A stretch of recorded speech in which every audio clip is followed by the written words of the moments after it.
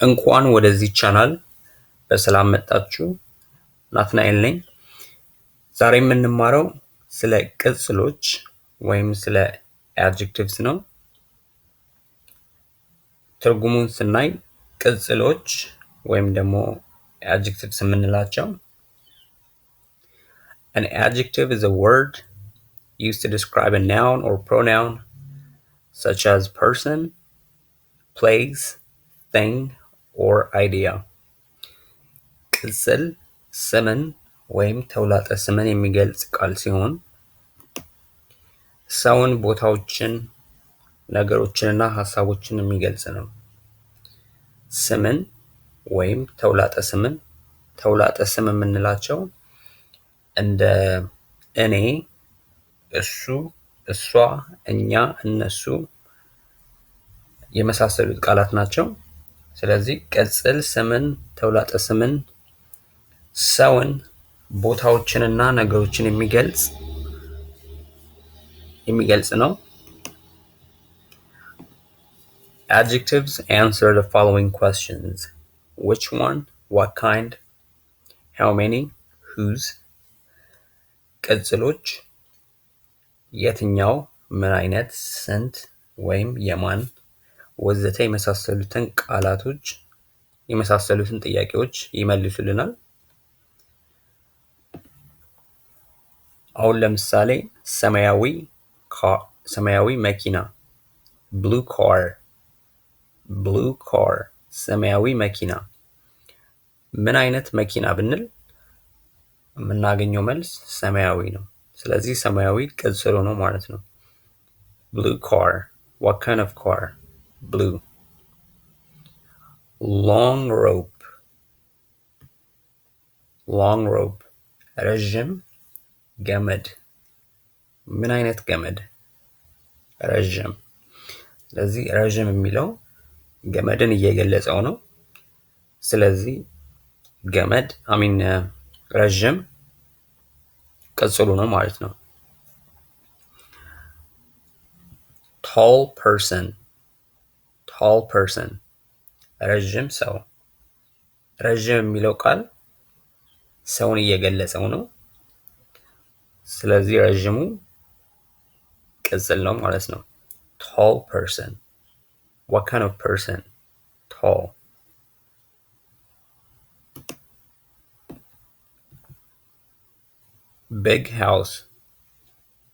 big house ትልቅ ቤት። ምን አይነት ቤት? ትልቅ የሚለው ቤትን እየገለጸው ነው። ስለዚህ ቅጽሉ ነው ማለት ነው። big house. What kind of house? Big. this town. ይሄ ከተማ። ይሄ የሚለው ከተማን እያመለከተው ነው፣ የሚገለጸው ነው። ስለዚህ this town. this የሚለው adjective ነው ማለት ነው፣ ቅጽሉ ነው ማለት ነው። this town. which town? this. the third day. ሶስተኛው ቀን። ሶስተኛው የሚለው ቀንን እየገለጸው ነው። ስለዚህ ቅጽሉ ነው ማለት ነው። few cars ጥቂት መኪኖች። ምን ያህል መኪኖች ብለን ብንጠይቅ ጥቂት የሚለው ወይም few የሚለው ቅጽሉ ነው ማለት ነው። several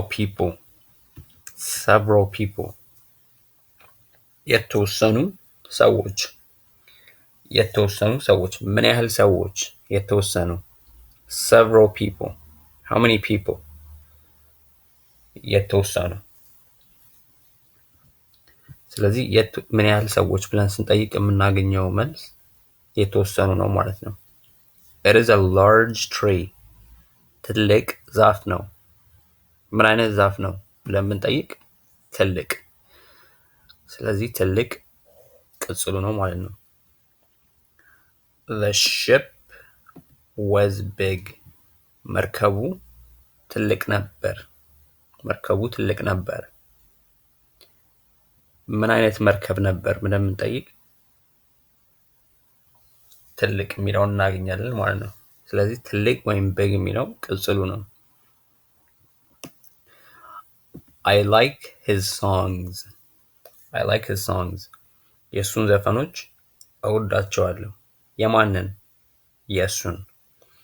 ስለዚህ የሱን የሚለው ቅጽሉ ነው ማለት ነው። I saw several friends over the holiday season. I saw several friends over the holiday season.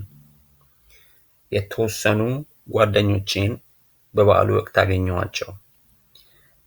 ምን ያህል ጓደኞቼን አገኘኋቸው ብለን የምንጠይቅ የተወሰኑ። ስለዚህ የተወሰኑ ወይም several የሚለው ቅጽሉ ነው ማለት ነው። I have no family. ምንም ቤተሰብ የለኝም። ምንም የሚለው ቤተሰብን እየገለጸው ስለሆነ ቅጽሉ ነው ማለት ነው። I was the second child. እኔ ሁለተኛ ልጅ ነበርኩ። ስንተኛ ልጅ ነበርኩ ለምንጠይቅ ሁለተኛ ወይም ደግሞ second የሚለውን እናገኛለን። ስለዚህ ሁለተኛ የሚለው ቃል ቅጽሉ ነው ወይም ደግሞ adjective ነው ማለት ነው።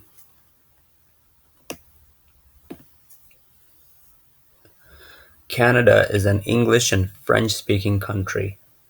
ካናዳ የእንግሊዝኛና የፈረንሳይኛ ቋንቋ ተናጋሪ ሀገር ነው። ስለዚህ ካናዳ ምን አይነት ቋንቋ ተናጋሪ ነው ብንል እንግሊዝኛና ፈረንሳይኛ ቋንቋ ተናጋሪ የሚሉትን ቃሎች እናገኛለን። ስለዚህ Canada is an English and French speaking country.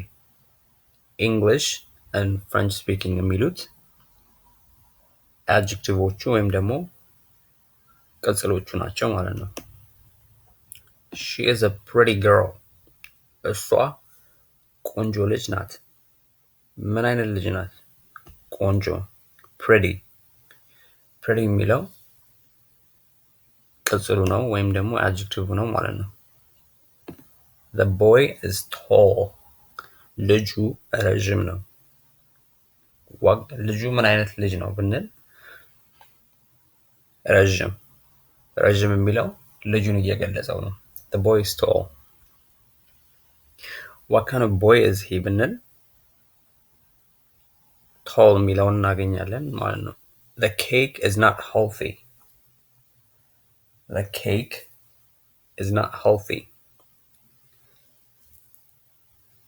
ኬኩ ጤናማ አይደለም። ጤናማ የሚለው ኬኩን እየገለጸው ነው።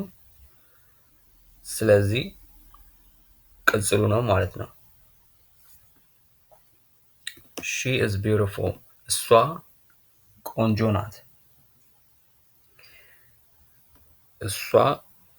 ናት።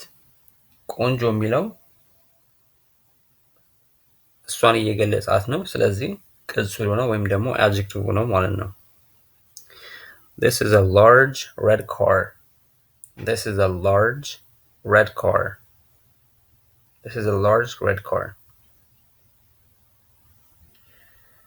ይሄ ትልቅ ቀይ መኪና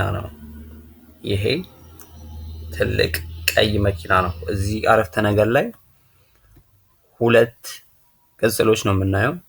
ሁለት adjectiveዎች ትልቅና ቀይ። This is a large red car. ይሄ ትልቅ እና ቀይ መኪና ነው። large and red የሚሉት ቅጽሎቹ ናቸው ማለት ነው። She is a clever, thoughtful person. እሷ ጎበዝ ለሰው አሳቢ ሰው ናት። ምን አይነት ሰው ናት ብለን የምንጠይቅ a clever and thoughtful person. ጎበዝና ለሰው አሳቢ የሚሉት የእሷን character ወይም ደግሞ የእሷን ባህሪ እያሳዩ ነው። ስለዚህ ቅጽሎቹ ናቸው ማለት ነው። The boy is smart. ልጁ ጎበዝ ነው። ምን አይነት ልጅ ነው? ጎበዝ። የሱን ብቃት ችሎታ ምን አይነት ልጅ እንደሆነ እየገለጸው ነው። ስለዚህ ቅጽሉ ነው ማለት ነው። The little girl likes cake. The little girl likes cake.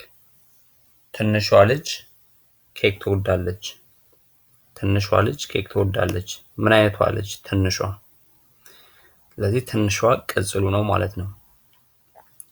ስለዚህ ዛሬ ያየነውን ለማጠቃለል ያክል ቅጽሎች ወይም ደግሞ an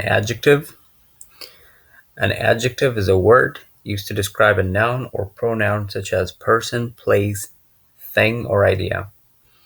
ቅጽል ስምን ወይም ተውላጠ ስምን የሚገልጽ ሲሆን ሰውን፣ ቦታዎችን፣ ነገሮችንና ሐሳቦችን የሚገልጽ ነው። Adjectives answer the following questions: which one, what kind, how many, whose የመሳሰሉትን ጥያቄዎች የሚመልስልን ነው። ቅጽሎች የትኛውን፣ ምን አይነት፣ ስንት ወይም የማን ወዘተ የመሳሰሉትን ጥያቄዎች የሚመልስልን ነው። እሺ ለዛሬ ያለን ይሄ ነበር። ስለተከታተላችሁኝ በጣም አመሰግናለሁ።